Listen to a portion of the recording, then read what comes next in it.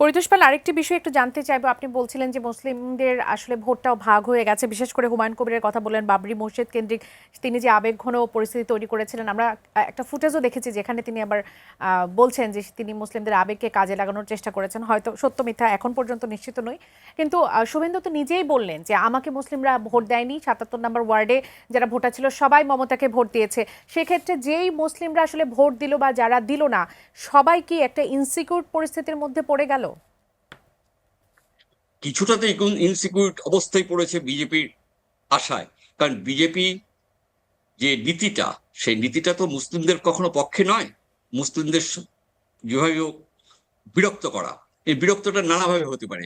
অনুপ্রবেশের নামে হতে পারে, রোহিঙ্গা দেখিয়ে নামে হতে পারে, অনেক ভাবেই এটা হতে পারে। এবং এটা যে আগামী দিনে হবে না তা নয়, কারণ অবশ্যই হবে।